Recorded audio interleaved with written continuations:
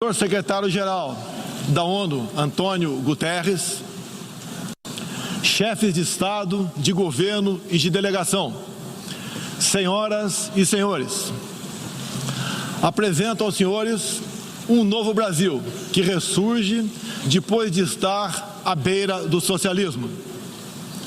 Um Brasil que está sendo reconstruído a partir dos anseios e dos ideais de seu povo. No meu governo, o Brasil vem trabalhando para reconquistar a confiança do mundo, diminuindo o desemprego, a violência e o risco para os negócios, por meio da desburocratização, da desregulamentação e, em especial, pelo exemplo.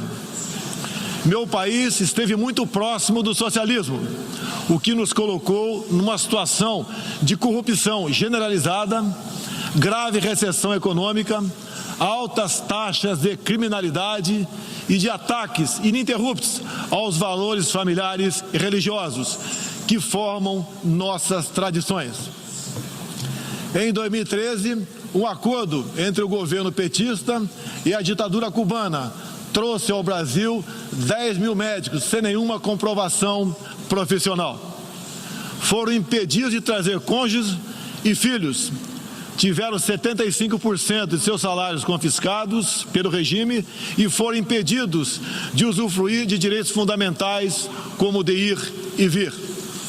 Um verdadeiro trabalho escravo, acreditem. Respaldado por entidades de direitos humanos do Brasil e da ONU.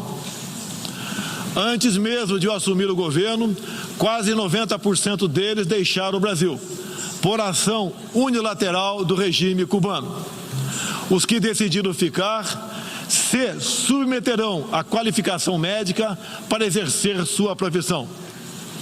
Deste modo, nosso país deixou de contribuir com a ditadura cubana, não mais enviando para Havana 300 milhões de dólares todos os anos. A história nos mostra que já nos anos 60, agentes cubanos foram enviados a diversos países para colaborar com a implementação de ditaduras. Há poucas décadas, tentaram mudar o regime brasileiro e de outros países da América Latina. Foram derrotados. Civis e militares brasileiros foram mortos e outros tantos tiveram suas reputações destruídas, mas vencemos aquela guerra e resguardamos nossa liberdade. Na Venezuela, esses agentes do regime cubano, levados por Hugo Chávez, também chegaram e hoje são aproximadamente 60 mil que controlam e interferem em todas as áreas da sociedade local, principalmente na inteligência e na defesa. A Venezuela, outrora um país pujante e democrático, hoje experimenta a crueldade do socialismo. O socialismo está dando certo na Venezuela. Todos estão pobres e sem liberdade. O Brasil também sente os impactos da ditadura venezuelana. Dos mais de 4 milhões que fugiram do país, uma parte migrou para o Brasil, fugindo da fome e da violência. Temos feito a nossa parte para ajudá-los, através da Operação Acolhida, realizada pelo Exército Brasileiro e elogiada mundialmente. Trabalhamos com outros países, entre eles os Estados Unidos, para que a democracia seja restabelecida na Venezuela, mas também nos empenhamos duramente para que outros países da América do Sul não experimentem esse nefasto regime. O Foro de São Paulo, organização criminosa, criada em 90 por Fidel Castro, Lula e Chávez, para difundir e implementar o socialismo na América Latina, ainda continua vivo e tem que ser combatido. Senhoras e senhores, em busca de prosperidade, estamos adotando políticas que nos aproximem de países outros que se desenvolveram e consolidaram suas democracias. Não pode haver liberdade política sem que haja também liberdade econômica. E vice-versa. O livre mercado, as concessões e as privatizações já se fazem presentes hoje no Brasil. A economia está reagindo ao romper vícios e amarras de quase 2 décadas de irresponsabilidade fiscal, aparelhamento do Estado e corrupção generalizada. A abertura, a gestão competente e os ganhos de produtividade são objetivos imediatos do nosso governo. Estamos abrindo a economia e nos integrando às cadeias globais de valor. Em apenas 8 meses, concluímos os 2 maiores acordos comerciais da história do país, aqueles firmados entre o Mercosul e a União Europeia, e entre o Mercosul e a Área Europeia de Livre Comércio, o EFTA. Pretendemos seguir adiante com vários outros acordos nos próximos meses. Estamos prontos também para iniciar nosso processo de adesão à Organização para a Cooperação de Desenvolvimento Econômico, OCDE. Já estamos adiantados, adotando as práticas mundiais mais elevadas em todos os terrenos, desde a regulação financeira até a proteção ambiental. Senhorita Isani Calapalo, indígena aqui presente do Brasil, agora vamos falar de Amazônia. Em primeiro lugar, meu governo tem o compromisso solene com a preservação do meio ambiente e do desenvolvimento sustentável em benefício do Brasil. O Brasil é um dos países mais ricos em biodiversidade e riquezas minerais. Nossa Amazônia é maior que toda a Europa Ocidental e permanece praticamente intocada. Prova de que somos um dos países que mais protege o meio ambiente. Nessa época do ano, o clima seco e os ventos favorecem queimadas espontâneas e também as criminosas. Vale ressaltar que existem queimadas praticadas por índios e populações locais, como parte de sua respectiva cultura e forma de sobrevivência. Problemas qualquer país os tem. Contudo, os ataques sensacionalistas que sofremos por grande parte da mídia internacional, devido aos focos de incêndio na Amazônia, despertaram nosso sentimento patriótico. É uma falácia dizer que a Amazônia é patrimônio da humanidade e um equívoco, como atestam os cientistas, afirmar que a Amazônia, a nossa floresta, é o pulmão do mundo. Valendo-se dessas falácias, um ou outro país, em vez de ajudar, embarcou nas mentiras da mídia e se portou de forma desrespeitosa com espírito colonialista. Questionaram aquilo que nos é mais sagrado, a nossa soberania. Um deles, por ocasião do encontro do G7, ousou sugerir aplicar sanções ao Brasil sem sequer nos ouvir. Agradeço àqueles que não aceitaram levar adiante essa absurda proposta. Em especial, o presidente Donald Trump, que bem sintetizou o espírito que deve reinar entre os países da ONU: respeito à liberdade e à soberania de cada um de nós.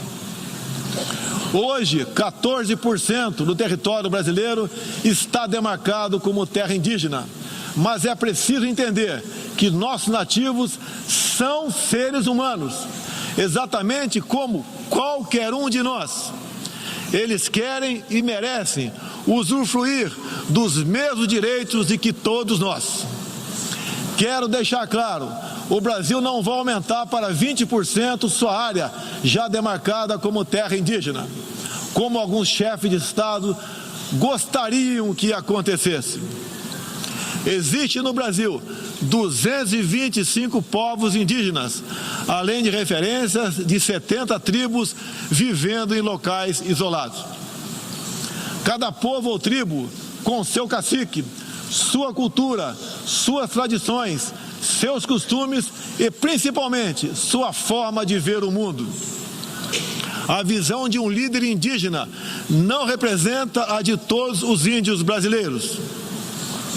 Muitas vezes, alguns desses líderes, como o cacique Raoni, são usados como peça de manobra por governos estrangeiros na sua guerra informacional para avançar seus interesses na Amazônia. Infelizmente, algumas pessoas de dentro e de fora do Brasil, apoiadas por ONGs, teimam em tratar e manter nossos índios como verdadeiros homens das cavernas. O Brasil agora tem um presidente que se preocupa com aqueles que lá estavam antes da chegada dos portugueses em 1500. O índio não quer ser latifundiário, pobre em cima de terra rica, especialmente das terras mais ricas do mundo. É o caso das reservas Yanomami e Raposa Serra do Sol. Nessas reservas existe grande abundância de ouro, diamante, urânio, nióbio e terras raras, entre outros. E esses territórios são enormes. A reserva Yanomami sozinha conta com aproximadamente 95 mil quilômetros quadrados, o equivalente ao tamanho de Portugal ou da Hungria, embora apenas 15 mil índios vivam nessa área. Isso demonstra que os que nos atacam não estão preocupados com o ser humano índio, mas sim com as riquezas minerais e a biodiversidade existentes nessas áreas.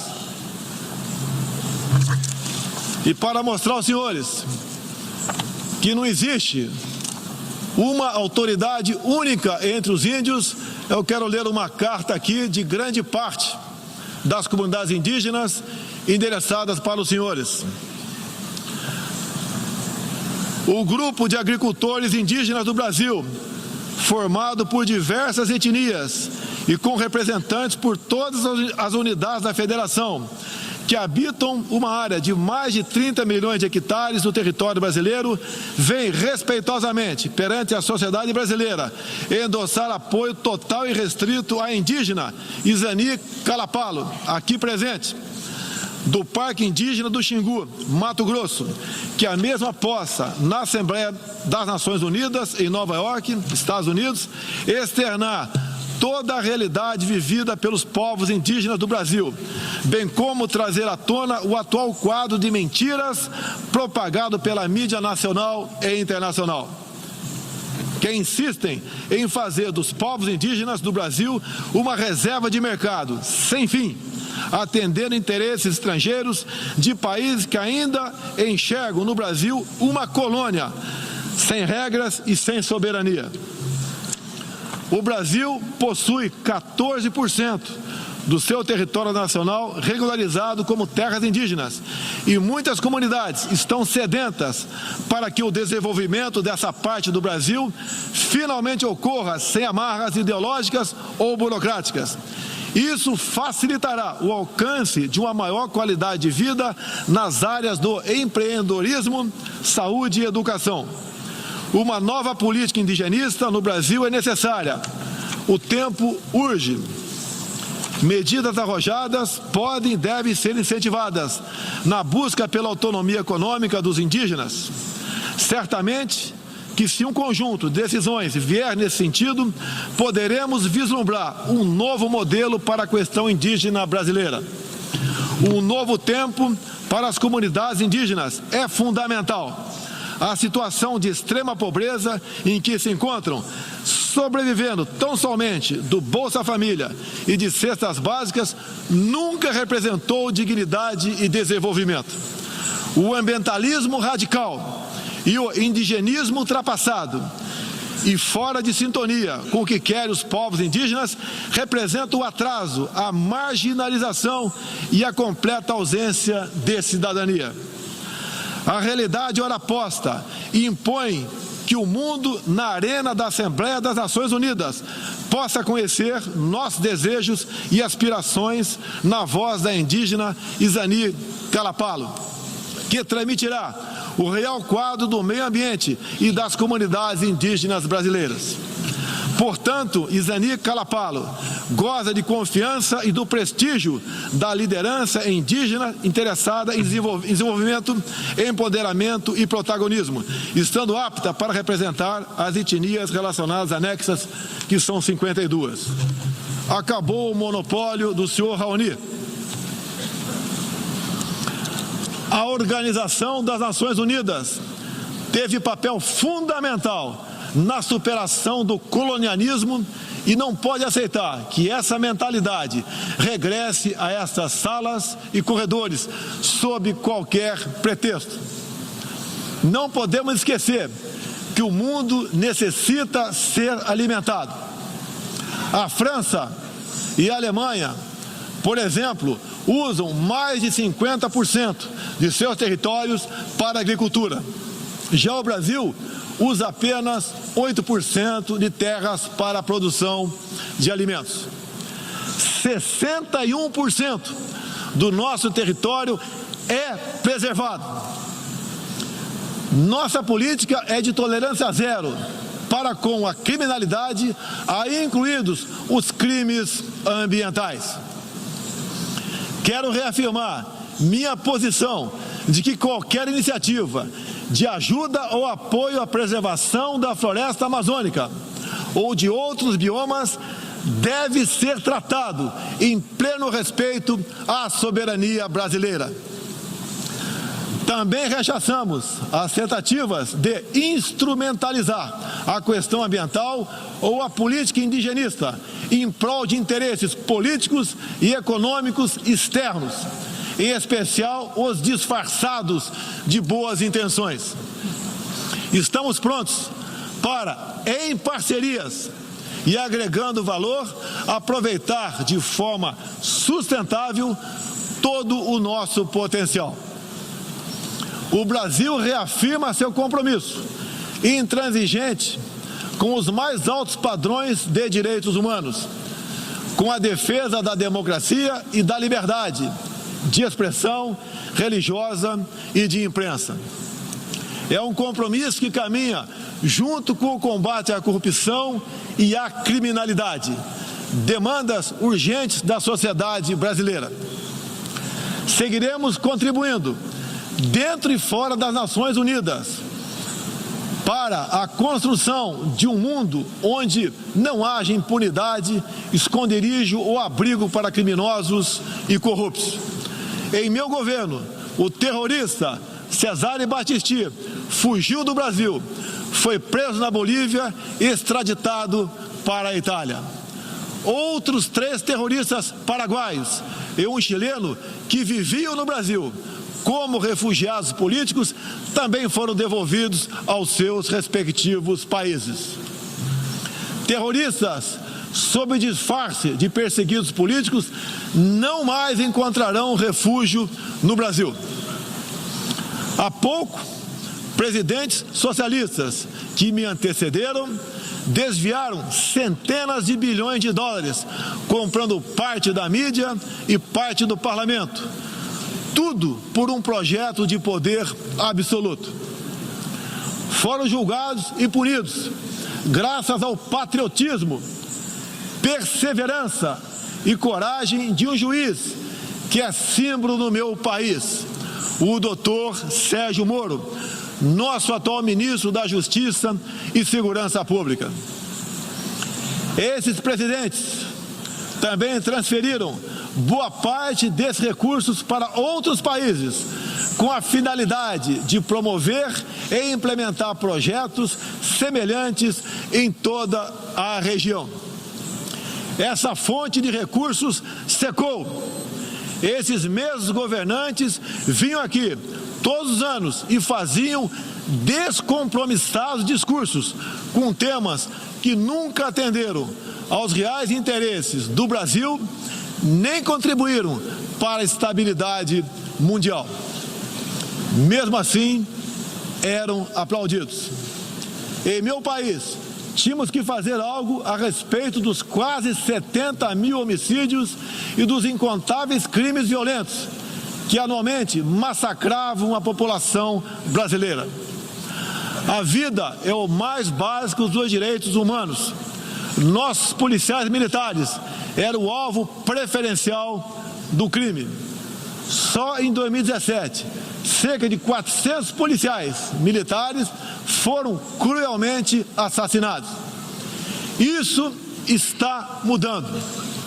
Medidas foram tomadas e conseguimos reduzir em mais de 20% o número de homicídios nos 6 primeiros meses do meu governo. As apreensões de cocaína e outras drogas atingiram níveis recorde. Hoje o Brasil está mais seguro e ainda mais hospitaleiro. Acabamos de estender a isenção de vistos para países como Estados Unidos, Japão, Austrália e Canadá. E estamos estudando adotar medidas similares para a China e Índia, entre outros. Com mais segurança e com essas facilidades, queremos que todos possam conhecer o Brasil, em especial a nossa Amazônia, com toda a sua vastidão e beleza natural. Ela não está sendo devastada e nem consumida pelo fogo, como diz mentirosamente a mídia. Cada um de vocês pode comprovar o que estou falando agora. Não deixe de conhecer o Brasil. Ele é muito diferente daquele estampado em muitos jornais e televisões. A perseguição religiosa é um flagelo que devemos combater de forma incansável. Nos últimos anos, testemunhamos em diferentes regiões ataques covardes que vitimaram fiéis congregados em igrejas, sinagogas e mesquitas. O Brasil condena energicamente todos esses atos e está pronto a colaborar com outros países para a proteção daqueles que se veem oprimidos por causa de sua fé. Preocupam o povo brasileiro, em particular, a crescente perseguição, a discriminação e a violência contra missionários e minorias religiosas em diferentes regiões do mundo. Por isso, apoiamos a criação do Dia Internacional em memória das vítimas de atos de violência baseados em religião ou crença. Nessa data, recordaremos anualmente aqueles que sofrem as consequências nefastas da perseguição religiosa. É inadmissível que, em pleno século XXI, com tantos instrumentos, tratados e organismos com a finalidade de resguardar direitos de todo tipo e de toda sorte, ainda haja milhões de cristãos e pessoas de outras religiões que perdem sua vida ou sua liberdade em razão de sua fé. A devoção do Brasil à causa da paz se comprova pelo sólido histórico de contribuições para as missões da ONU. Há 70 anos, o Brasil tem dado contribuição efetiva para as operações de manutenção da paz das Nações Unidas. Apoiamos todos os esforços para que essas missões se tornem mais efetivas e tragam benefícios reais e concretos para os países que as recebem. Nas circunstâncias mais variadas, no Haiti, no Líbano, na República Democrática do Congo, os contingentes brasileiros são reconhecidos pela qualidade de seu trabalho e pelo respeito à população, aos direitos humanos e aos princípios que norteiam as operações de manutenção de paz. Reafirmo nossa disposição de manter contribuição concreta às missões da ONU, inclusive no que diz respeito ao treinamento e à capacitação de tropas, área em que temos reconhecida experiência.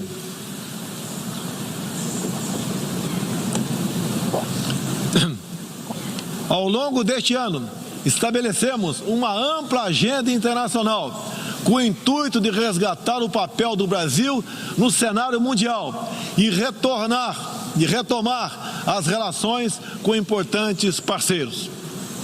Em janeiro, estivemos em Davos, onde apresentamos nosso ambicioso programa de reformas para investidores de todo o mundo. Em março, visitamos Washington, onde lançamos uma parceria abrangente e ousada com o governo dos Estados Unidos em todas as áreas, com destaque para a coordenação política e para a cooperação econômica e militar. Ainda em março, estivemos no Chile, onde foi lançado o ProSul, importante iniciativa para garantir que a América do Sul se consolide como um espaço de democracia e de liberdade. Na sequência, visitamos Israel, onde identificamos inúmeras oportunidades de cooperação, em especial na área de tecnologia e segurança. Agradeço a Israel o apoio no combate aos recentes desastres ocorridos em meu país. Visitamos também um de nossos grandes parceiros no Cone Sul, a Argentina. Com o presidente Maurício Macri e nossos sócios do Uruguai e do Paraguai, afastamos do Mercosul a ideologia e conquistamos importantes vitórias comerciais, ao concluir negociações que já se arrastavam por décadas. Ainda este ano, visitaremos importantes parceiros asiáticos, tanto no Extremo Oriente quanto no Oriente Médio. Essas visitas reforçarão a amizade e o aprofundamento das relações com Japão, China, Arábia Saudita, Emirados Árabes e Catar. Pretendemos seguir o mesmo caminho com todo o mundo árabe e a Ásia. Também estamos ansiosos para visitar nossos parceiros e amigos na África, na Oceania e na Europa. Como os senhores podem ver, o Brasil é um país aberto ao mundo em busca de parcerias com todos os que tenham interesse de trabalhar pela prosperidade, pela paz e pela liberdade. Senhoras e senhores, o Brasil que represento é um país que está se reerguendo, revigorando parcerias e reconquistando sua confiança política e econômica. Estamos preparados para assumir as responsabilidades que nos cabem no sistema internacional. Durante as últimas décadas, nos deixamos seduzir, sem perceber, por sistemas ideológicos de pensamento que não buscavam a verdade, mas o poder absoluto. A ideologia se instalou no terreno da cultura, da educação e da mídia, dominando meios de comunicação, universidades e escolas. A ideologia invadiu nossos lares para investir contra a célula máter de qualquer sociedade saudável, a família. Tentam ainda destruir a inocência de nossas crianças, pervertendo até mesmo identidade mais básica e elementar, a biológica. O politicamente correto passou a dominar o debate público para expulsar a racionalidade e substituí-la pela manipulação, pela repetição de clichês e pelas palavras de ordem. A ideologia invadiu a própria alma humana, para dela expulsar Deus e a dignidade com que Ele nos revestiu. E, com esses métodos, essa ideologia sempre deixou um rastro de morte, ignorância e miséria por onde passou. Sou prova viva disso. Fui covardemente esfaqueado por um militante de esquerda e só sobrevivi por um milagre de Deus. Mais uma vez, agradeço a Deus pela minha vida. A ONU pode ajudar a derrotar o ambiente materialista e ideológico que compromete alguns princípios básicos da dignidade humana. Essa organização foi criada para promover a paz entre nações soberanas e o progresso social com liberdade, conforme o preâmbulo de sua carta. Nas questões do clima, da democracia, dos direitos humanos, da igualdade de direitos e deveres entre homens e mulheres, e em tantas outras, tudo o que precisamos é isso: contemplar a verdade seguindo João 8,32. E conhecereis a verdade, e a verdade vos libertará. Todos os nossos instrumentos, nacionais e internacionais, devem estar direcionados, em última instância, para esse objetivo. Não estamos aqui para apagar nacionalidades e soberanias, em nome de um interesse global abstrato. Esta não é a organização do interesse global, é a Organização das Nações Unidas. Assim deve permanecer, com humildade e confiante no poder libertador da verdade. Estejam certos de que poderão contar com este novo Brasil que aqui apresento aos senhores e senhoras. Agradeço a todos pela graça e pela glória de Deus. Meu muito obrigado.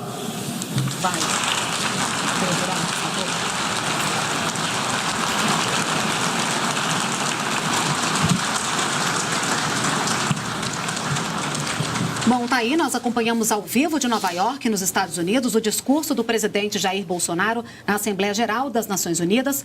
Como é tradição, desde a década de 1940, o Brasil é o primeiro país a se pronunciar nos debates gerais da Assembleia Geral da ONU. O evento reúne líderes de 193 países que fazem parte das Nações Unidas.